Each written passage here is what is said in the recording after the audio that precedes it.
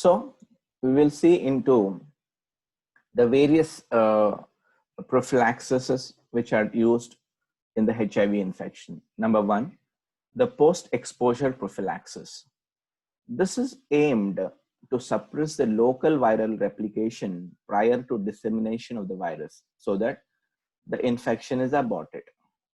And post-exposure prophylaxis is not necessary when the contact is only with the intact skin or with the mucous membranes by only a few drops for a short duration of time. Post-exposure prophylaxis is also not indicated when the source is known to be HIV negative. Now, what are the various regimes used for post-exposure prophylaxis? According to NACO, it recommends two regimes. NACO is nothing but National AIDS Control Organization. The two regimes which are included in NACO are, number one, the first regime, it includes two drugs. They're the basic two drugs like zidovudine 300 milligrams and lamivudine 150 milligrams, which can be taken twice a day for 4 weeks. And this is used for low risk patients. And apart from that, the second regime is called as expanded or 3-drug regime, which includes zidovudine 300 milligrams plus lamivudine 150 milligrams. And to this, we can add indinavir 800 milligrams or nalfenavir can be added to this particular regime. And this expanded drug regime consisting of 3 drugs are used for high-risk individuals. Zidovudine and lamivudine can be taken twice daily, and indinavir and nalfenavir can be taken thrice daily, all for 4 weeks. Now, how do we categorize into low risk and high risk individuals? Number one, low risk is when the source is HIV positive, but asymptomatic with low titers of the virus and high CD4 cell count. Number two, exposure is through the mucous membrane or superficial scratch or through a thin or solid needle. So they come under low risk category. Now, what is high risk category? High risk category is when the source is symptomatic AIDS patient with high viral titers and low CD4 cell count. Exposure is through a major splash or large area of contact for longer duration with the mucous membrane or the abraded skin, or through a large bore hollow needle, deep puncture, and visible patient's blood on the needle. So this comes under high risk category. Now, the second chemoprophylaxis is prevention of mother to child transmission or chemoprophylaxis for AIDS in pregnancy, fetus, and the newborn. Now, when you look at this recommended first line chemoprophylaxis to the mother especially, and in the mother, we have to start the regime or the treatment as soon as possible in pregnancy and continue throughout the pregnancy, during the labor, and during the delivery and the postpartum period, and the mother has to take the treatment for lifetime. So what are the drugs which are used in the mother? So we do use zidovudine 300 milligrams, lamivudine 150 milligrams twice a day, and nevirapine also can be added 200 milligrams once a day for 14 days if the CD4 cell count is less than 250. So then we add nevirapine, the third drug.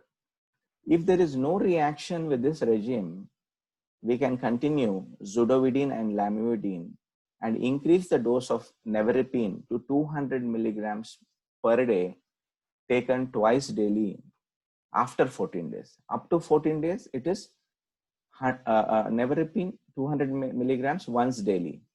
After 14 days, nevirapine dose has to be increased to twice a day after 14 days. Now, how do we treat the baby? That is neonatal treatment, chemoprophylaxis of HIV. The infant has to be given 4 milligrams per kg of zidovudine twice a day for 7 days. And if the mother has received the ART less than 4 weeks or heart less than 4 weeks, the infant should be given zidovudine to be continued for 4 weeks. Okay, if the mother has received heart or ART less than 4 weeks, the baby should be given zidovudine, which has to be continued up to 4 weeks. Or 1 dose of nevirapine can be given within 72 hours of the birth of the baby. So 1 dose of nevirapine can be given to the baby after the birth within 72 hours of delivery. Now, what are the goals of the antiretroviral therapy? As we have already seen, the goals of HIV or heart are to control the viral replication, prevent or delay of progressive immunodeficiency, and delay in the progression to AIDS and AIDS-related complications and opportunistic infections, resulting in prolongation of the survival rates in the individuals, and finally, decreased selection of resistant viruses. Now, there are certain guidelines, ERT guidelines, which are derived from DHHS. So DHHS is nothing but United States Department of Health and Human Services Panel on Antiretroviral Therapy. So what do these guidelines say? DHHS guidelines say, these guidelines, the ART should be initiated in all patients with a history of AIDS defining illness or with a CD4 cell count less than 350 cells. And the ART should also be initiated regardless of the CD4 cell count in patients with the following conditions. Number 1, in pregnancy, irrespective of the CD4 cell count, we have to initiate the treatment to prevent the perinatal transmission. HIV associated nephropathy, active tuberculosis, and hepatitis B virus co-infection when the treatment of hepatitis B virus is indicated. So these are the guidelines of DHHS ART guidelines. So what are the various combinations of ART available? So as I already told you, in the heart combinations or heart regimes, we do give 2 NRTIs and 1 NNRTI or a protease inhibitor or an integrase inhibitor can be combined. So we do give 3 drugs, 3 drug combination for HIV. So what are these NNRTIs? NRTIs, they are nucleotide and nucleoside reverse transcriptase inhibitors. They are the drugs are tenofovir, abacavir, lamivudine, zidovudine, and emtricitabine. So these are actually NRTIs. NNRTI, non-nucleoside reverse transcriptase inhibitors, are efavirenz, delavirdine, etravirine, and nevirapine. Protease inhibitors are amprinavir, tipranavir, indinavir, saquinavir, lopinavir, ritonavir, darunavir, azatanavir, etc. And integrase inhibitors are elvitegravir, dolutegravir, and so on and so forth. Now we do have this fusion inhibitors, entry inhibitors, but these drugs generally they are not included in the heart regimes. Now, if you look at the target population, for example, pregnant women, HIV and TB co-infection, and HIV hepatitis B co-infection. So how do you treat? What are the preferred options of treatment? So in pregnant women, as we have already seen, we give azithromycin along with lamivudine plus efavirenz or nevirapine. Then HIV with TB co-infection, we give azithromycin or tenofovir or lamivudine or emtricitabine or efavirenz. So azithromycin or tenofovir can be given, plus the second drug will be lamivudine. Or the next regimen for HIV and TB co-infection is emtricitabine plus efavirenz. In addition to these antiretroviral drugs, we do give antituberculous drugs also. Now coming to HIV and HBV co-infection. In this we give tenofovir and lamivudine, or we can give emtricitabine, tenofovir, lamivudine, or emtricitabine can be given. The next regimen is efavirenz or nevirapine for HIV and HBV co-infection. Now, what are the various types of treatment failure of HIV? One is the virological failure. So what is this virological failure?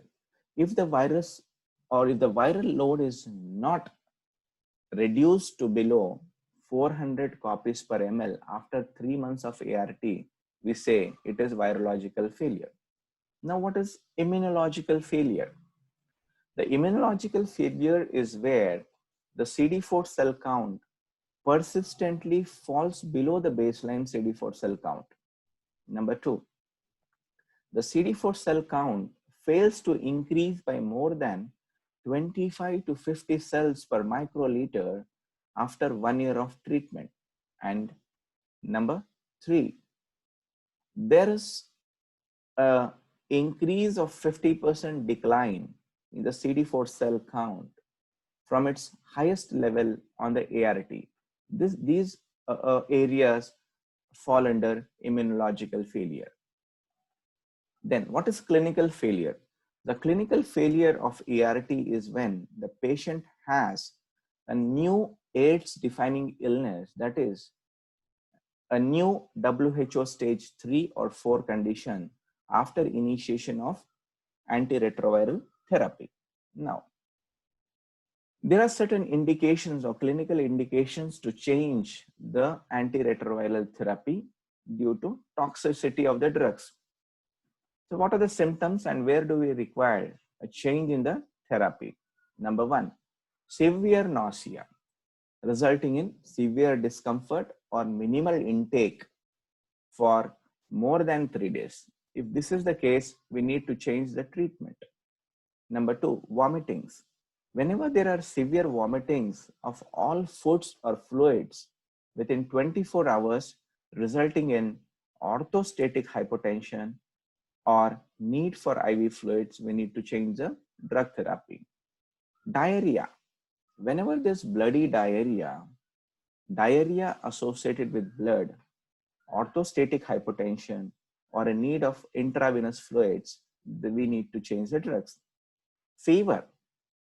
Unexplained fever of more than 39.6 degrees centigrade is where we can have to change the medications. Severe headache, which requires the narcotic drugs to control, where we need to change the drugs. Allergic reactions like generalized urticaria, angioneurotic edema, or anaphylaxis, we need to change the drugs. Peripheral neuropathy resulting in severe discomfort, objective weakness, loss of 2 to 3 previously present reflexes or sensitive or in the sensory dermatomes, we need to change the drugs.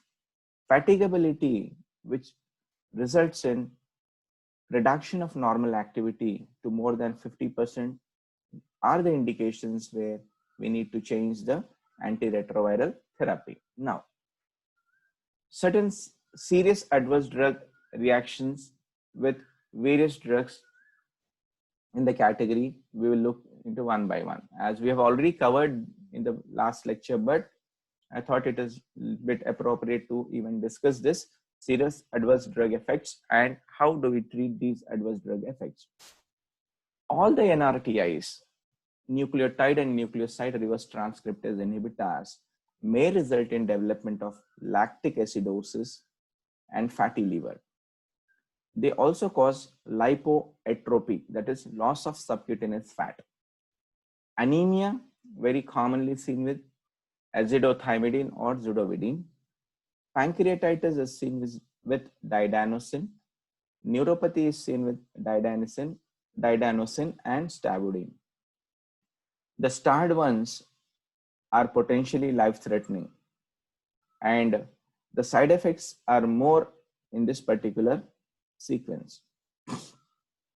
Now, all NNRTIs or non-nucleoside reverse transcriptase inhibitors may result in hepatitis, skin rashes, and central nervous system side effects are seen with efavirenz. Stevens-Johnson syndrome is seen with nevirapine, and the Stevens-Johnson syndrome and hepatitis may be potentially life-threatening adverse drug reactions seen with NNRTIs. Then coming to the adverse drug reactions with protease inhibitors. Almost all the protease inhibitors may result in development of insulin resistance, result in hyperglycemia and diabetes. They also cause hyperlipidemias and abnormal fat accumulation, also liver toxicity. So the liver toxicity may result in potential life-threatening condition. Now, what is this lipodystrophy syndrome with the drugs? So main clinical features are either a peripheral fat loss or central fat accumulation associated with gynecomastia, buffalo hump, and other peripheral lipomatosis. And the incidence of lipodystrophy syndrome is 20 to 80% seen in patients with ARV or antiretroviral therapy. And what is the presumed mechanism of lipodystrophy? It is mainly due to inhibition of the DNA polymerase gamma, resulting in depletion of the mitochondrial DNA. Now, when you compare this lipodystrophy syndrome with NRTIs versus the protease inhibitors, on the left-hand side, if you see, the lamivudine is more than zidovudine. So lactic acidosis is seen more with lamivudine than zidovudine, and increased subcutaneous fat, or there's a subcutaneous fat wasting, which is mainly seen, and there are increased triglycerides and increased levels of buffalo hump.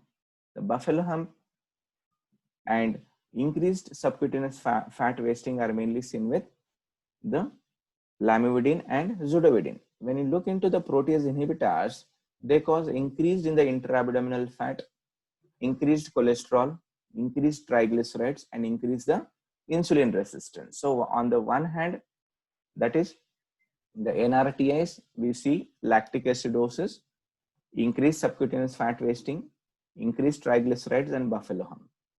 On the other hand, the protease inhibitors, they cause increased intra-abdominal fat, increased cholesterol and triglycerides, and increase the insulin resistance. So this is actually before the treatment and after the treatment. Before the treatment and after the treatment. So lipodystrophy, that is lipoatrophy, seen with NRTIs. Lipohypertrophy is seen with protease inhibitors, and lipoatrophy is seen with NRTIs. So you can see here, there's accumulation. This is buffalo hump. There's increased subcutaneous fat around the abdomen and so on and so forth. And here there's wasting of fat, the arms, the buttocks, the legs, and so on and so forth. Now, what is insulin resistance and how do you treat it? The incidence of insulin resistance is around 30 to 90% of the patients on protease inhibitors, and the patients who are having recent or overt diabetes mellitus occurs in 1 to 11% of the patients, with a mean of 7% in 5 years. That is the incidence. 7% of the patients develop diabetes on protease inhibitors when they take treatment up to 5 years.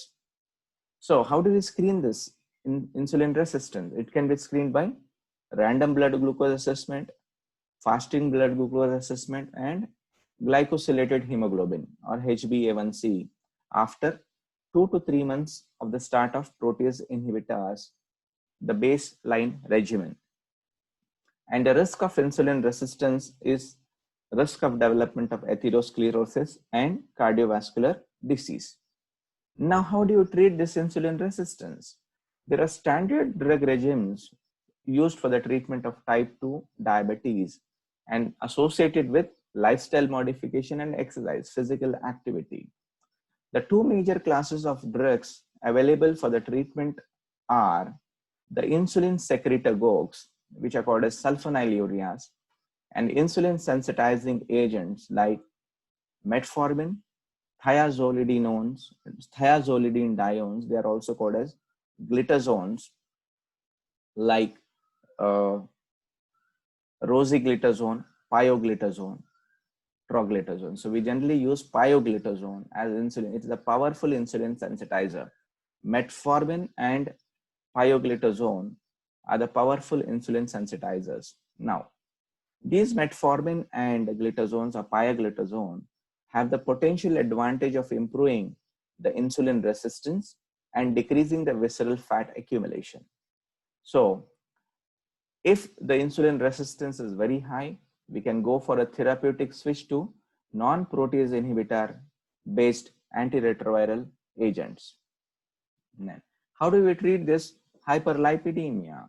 All the protease inhibitors appears to have this effect with possible exception of atazanavir. So atazanavir is the only protease inhibitor which does not have a resultant hyperlipidemia.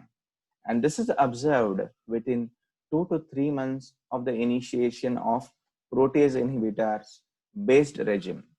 And there is a possible risk of atherogenesis and cardiovascular diseases.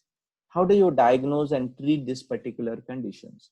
So whenever there is an elevated low density lipoproteins, elevated triglycerides and elevated total cholesterol, the protease inhibitor based antiretroviral therapy, especially with ritonavir, or there is elevated triglycerides and elevated HDL with respect to efavirenz and nevirapine. So this is how we can diagnose hyperlipidemia. And how do we treat this hyperlipidemia? If there is an isolated high or increased levels of low density lipoproteins, we can start a statin. And the alternative regimen, statins are nothing but HMG-CoA reductase inhibitors like atorvastatin, and then we have simvastatin, we have rosuvastatin, and all these statins can be given for isolated high reduction of high density lipoprotein or a high LDL cholesterol. The alternative treatment is by giving niacin. So this niacin, it is a very good drug which is used for reducing all types of hyperlipidemias. They reduce the increased LDL, they reduce the triglycerides, they reduce the total cholesterol, they reduce the VLDL, and also improve the HDL cholesterol. But the only problem with niacin is it may result in development of cutaneous flushing. So this cutaneous flushing is a problematic situation where the patient complains of burning sensation, and then the patient becomes very red and there's a lot of cutaneous flushing. And this cutaneous flushing can be prevented by prior treatment of low dose aspirin. And how do you comment this particular regimen? So we need to start a low dose and titrate upward, watch for myopathy with protease inhibitors. Then high cholesterol and triglycerides also can be treated by HMG-CoA reductase inhibitors, and the triglycerides can be used by treatment with fibrates, that is fenofibrate. And we can start one and add another drug, or we have a combination of drugs like atorvastatin with fenofibrate. There is a combination available, and this combination may increase the risk of myopathy. Hence, we need to test for creatinine phosphokinase levels for assessment of myopathy. If there is an isolated high levels of triglycerides, we do give a fenofibrate or a fibrate therapy, and the alternative therapy is statin.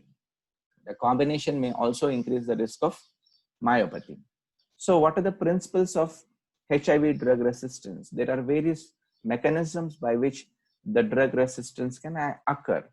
Generally, the drug resistance will occur at the level of the replication of the virus itself. For example, the HIV virus, which is the RNA virus, when it is getting transcribed into the pro-DNA virus, that is a double-stranded DNA virus, that is one area where lot of mutations occur. That is during the area of transcription, where it utilizes the reverse transcriptase enzyme. Hence, the NRTIs and NNRTIs are the drugs which are resulting in development of the drug resistance.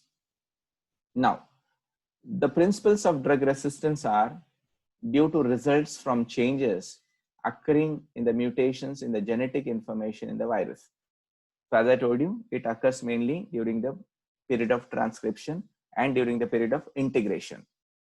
And these changes occur whenever the HIV is replicating, and the partial HIV suppression promotes the resistance. So whenever there is a partial suppression of HIV, it promotes the resistance, development of resistance.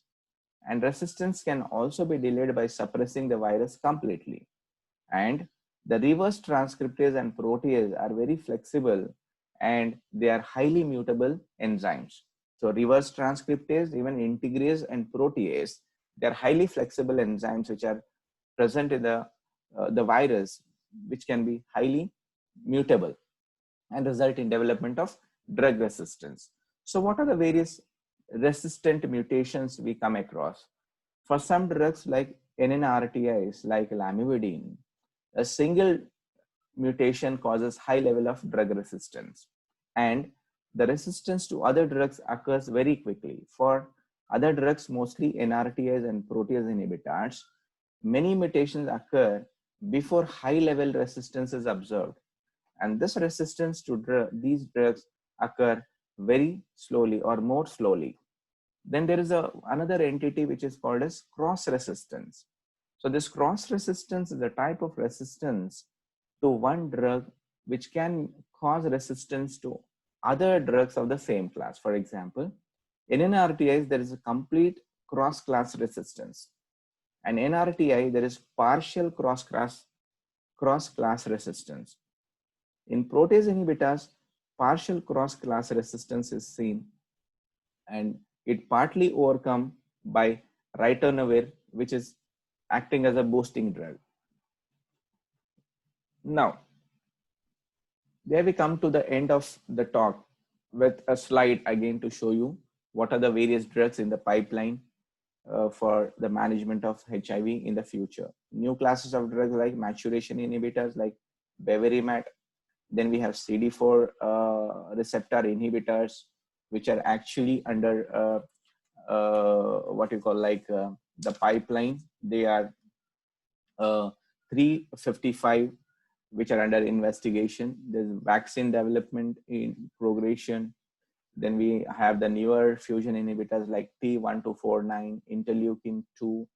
And then we have the newer entry inhibitors like Vicri-Viroc and Pro-140. The newer protease inhibitors like Breckanavir, and so on and so forth. And the another NRTI which is under evaluation is Elvucitabine. And then apart from that, we have another new class of drugs which act by inhibiting the cytochrome, that is CYP3A, that is Cobicistat, which is also a new drug that has come into the market, which can be combined with other antiretroviral drugs. And before I end my talk, there is one more important entity to be discussed, that is IRIS. So what is this IRIS? IRIS is nothing but immune reconstitutional inflammatory syndrome. IRIS, immune reconstitutional inflammatory syndrome. And this iris is mainly seen in some patients who are on antiretroviral therapy. And it is not very commonly seen, but it is sometimes presented in patients who are taking antiretroviral treatment. So what is this immune reconstitution inflammatory syndrome? And this is especially seen with patients on ART with an advanced disease having subclinical infections like subclinical mycobacterial infections, the patients who have subclinical fungal infections or subclinical viral infections. And this iris may last for a few weeks and up to 1 year. And the treatment for this iris or immune reconstitutional inflammatory syndrome are we have to give anti-inflammatory drugs. So the anti-inflammatory drugs may also be in the form of corticosteroids, but again, if you look at the HIV itself is an immune compromised state, so we do give other anti-inflammatory drugs like non-steroidal anti-inflammatory drugs like your aspirin and other drugs can be given for the treatment of iris, because this is a very important entity one should not miss when we talk about the treatment with ART, which is seen in some patients with subclinical diseases like mycobacterium tuberculosis, the fungal infections, the viral infections, and so on and so forth. And with this, probably I again project the slide where I end my talk with the HIV life cycle and the antiretroviral drug targets. Don't forget, it's very easy to remember.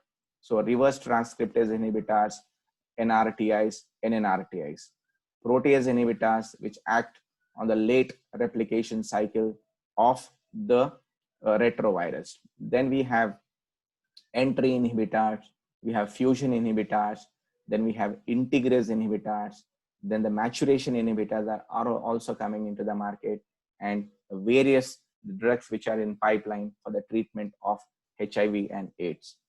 Thank you once again. Have a good time.